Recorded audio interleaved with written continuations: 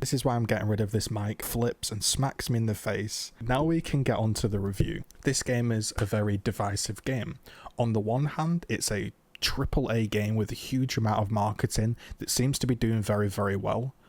On the other hand, it's a Game Pass game that's kind of poor, kind of lacks in true depth to the genre, and has many, many crippling features and irritating features that can really, really turn you off, as well as a very, very poor introduction to gameplay. I'm going to try to discuss both sides. I am a person that's played Diablo, Path of Exile, ARPG games, looter shooters, Gears of War for 15 years, cover-based shooters. I played only Modern Warfare 2 third person. It definitely helps because I think a few people dislike third-person games, whereas I personally love them. So let's chat about the story with no spoilers. It's not brilliant. It's not awful. It's not good. It feels bad to say, but it just feels like a game you'd pick out of the bargain bucket in GameStop, and you'd be like, oh, it's a $5. Like, the story wasn't that bad. It was alright. It passed like 30 hours. I got through it. I'm expecting a little bit more than I got through it.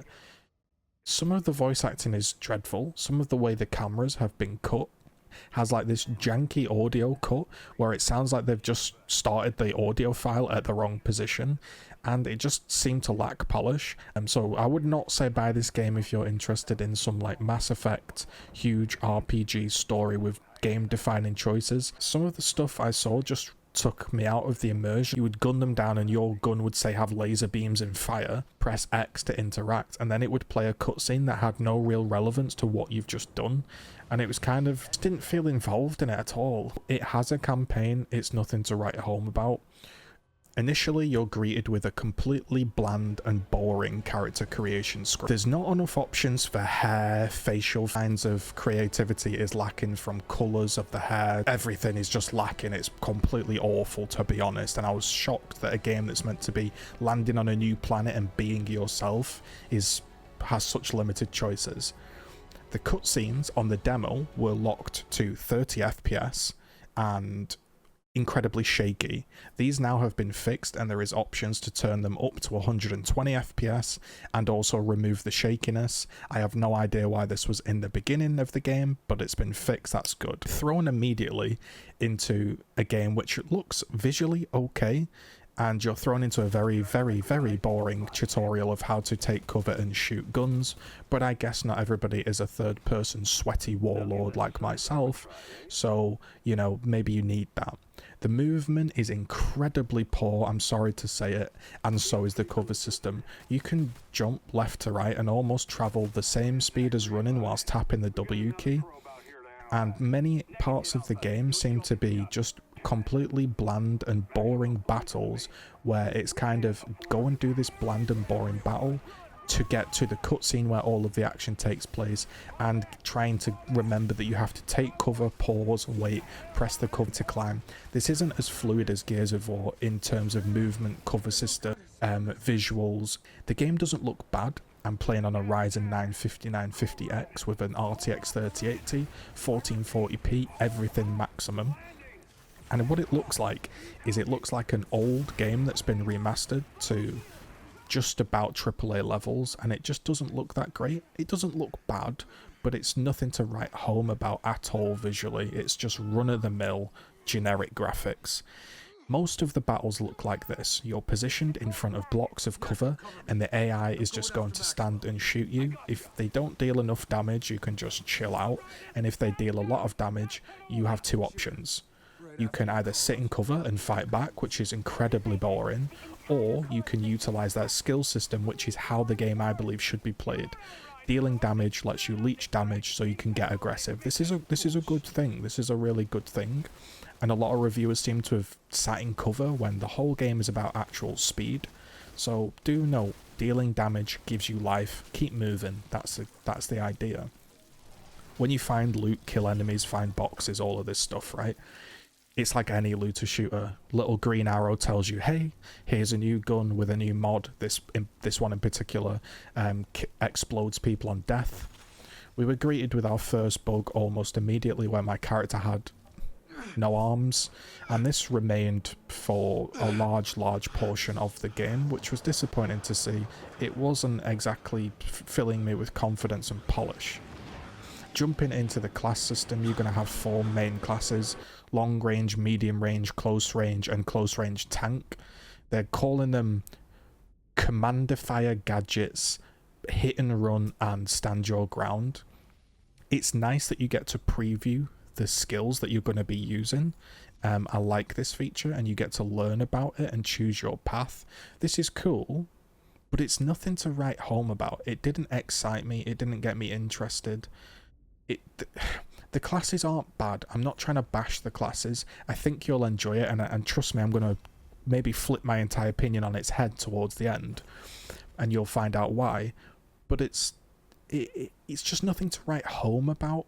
1, 2, 3 are your skills that you unlock, and then you shoot your gun. So you use your skills. Once your skill is on cooldown, your guns deal a portion of damage, sort of based on your ability power in a way, which means your guns are always useful. So the pattern of play is kind of, you can either sit back like this, which isn't very effective, spam your skills and move around, or you can play aggressive, and dealing damage will leech back that damage. This is definitely the best playstyle. Sitting back like this can work, but this really does exaggerate how unbelievably boring the generic AI is. Now, the boss fights in the game are a little better. They're quite fun at times, and the stronger enemies, like the commanders and stuff, do seem quite fun to fight. But the generic enemies are basically meat shield sponges that just tank bullets. Occasionally they'll push you like this, and it does get more and more difficult, but the key note is the game does an awful job at introducing players to the content, and a lot of people are probably going to turn away from the game if they've got, you know, kind of similar standards to myself for like looter shooters or ARPGs, and they'll have found it very bland and boring and switched off. Now, when you get to the boss fights, they have mechanics. You can interrupt them, you can change how their resistances build up, you can use pieces of cover to dodge and change line of sight. And this is where the game feels pretty good. Now, some key things to note: the game is absolutely best played in co-op, and it doesn't feel that good to play solo. It can be done solo, and it's not a disastrous experience, but it's definitely designed with cooperative play in mind, so that can be a plus or a negative depending. You can see here there's the ground filling with the electric, so we have to back off, and each boss has mechanics and skills that you have to learn, and you can obviously go around and farm these world tiers. World tiers are the difficulty, so you can kind of play through the campaign and then you up the world tier, which increases drop rates. Now, some things I really did like about the game: you each get your own bit of loot. You're not fighting over loot like in, say, a game like Path of Exile. There is also a loot all feature, which means that you just save a load of irritating clicks if you want to, so you don't have to go around and loot sort of the map and zone that you've cleared. And again, cooperative play was fun, and it did feel engaging in the sense of steam in, deal damage, leech life, chain your abilities, and it did feel quite engaging. And towards this portion of the game I was feeling it a bit more, and I've been told from my friend who's playing the game right now that it does get very difficult and it is quite fun. Now, the problem is the cover system, and this is not, it is potentially me being a bit poor with the cover system, but I'm highlighting it because I'm pretty good at cover-based shooters, and it is really, really poor and unintuitive about the way it works. Basically, if you're in cover, it will tell you where you can go, and if you press the space bar, you will go to that piece of cover. Otherwise, you have to sort of manually get in cover, pause and wait and climb, choose to roll, and it just feels just not nearly as fluid as a game like Gears of War, which this game has been compared to, which I do think is a cheap and easy comparison. The loot system is just like any other loot system. You do a quest, you get an upgrade, and you get to pick from it. Now, the cool thing about this game is the crafting system. You know, like any other game, it has its vendors, and it has a kind of town area which has very, very poor FPS, which has now been improved. And just to note on the performance, it ran pretty decently to say I've got a top-end system, and it runs even better now in the full game. But on PC there is some stuttering and hitching issues. It runs better but not ideal. It's certainly not a well-optimized dream game like, say, Doom. So the loot is a little bit frustrating for the following reasons. The whole point of a looter shooter and the whole point of this type of game for me is progression of gear and feeling like things and choices matter.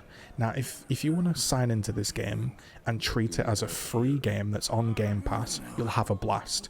It's a fun co-op shooter with abilities, so you chain abilities and shoot people and move through the world.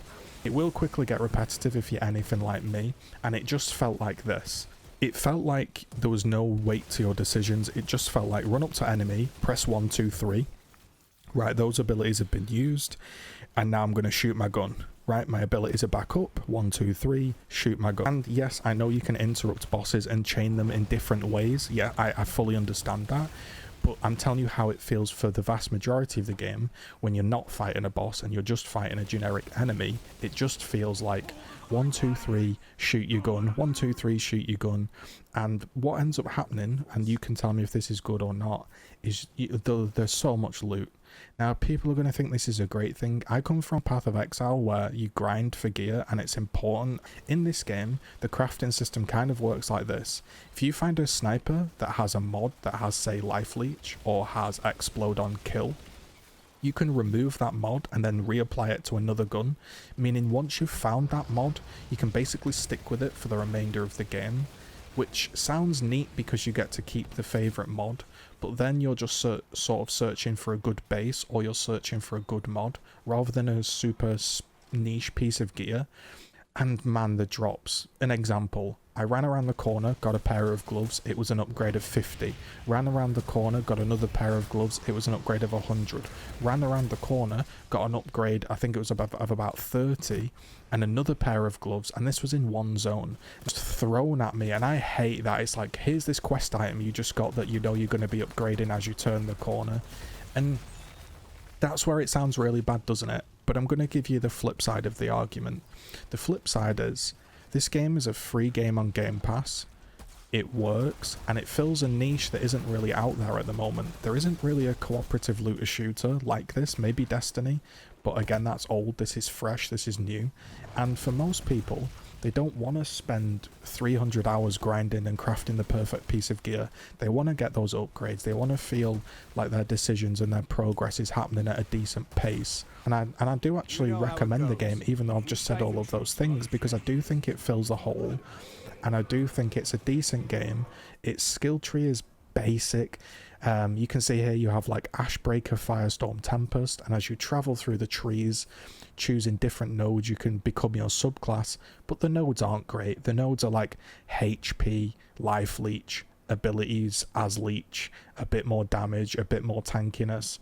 There's nothing spectacular, there's nothing game-changing. It's not at all on the level of a Path of Exile or something like that, and I don't think it intends to be. What this game is this is a modern game, and what I mean by that is you have to be online, and currently the servers don't work. Loot is thrown out of every corner of the world. It's probably going to be dead in about 6 to 12 months completely, and we'll be moving on to the next thing. But does that make it a bad game? Does that make it a bad game? It's free on Game Pass, it fills a niche, it is fun, and it's not super detailed, it's not the life-consuming game, but not everybody wants a life-consuming game. It is a modern Game Pass game that basically has been marketed to be a super good game, and that's important to note, because if this wasn't marketed heavily and it appeared on Game Pass, well, people would think, oh right, Outriders is on Game Pass, that's not a big thing.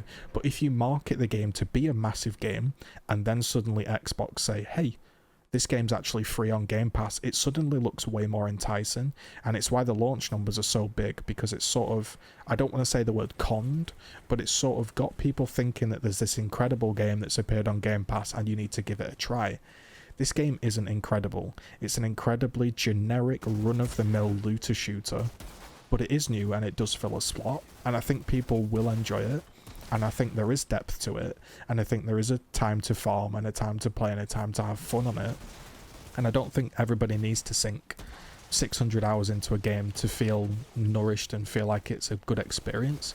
So I'll leave it to you. For me personally, I won't be picking up the game because I just feel like, yes, it fills a void that isn't there. Yes, I could buy it and play it for 50 hours and have fun, but it doesn't do anything that I've not seen before.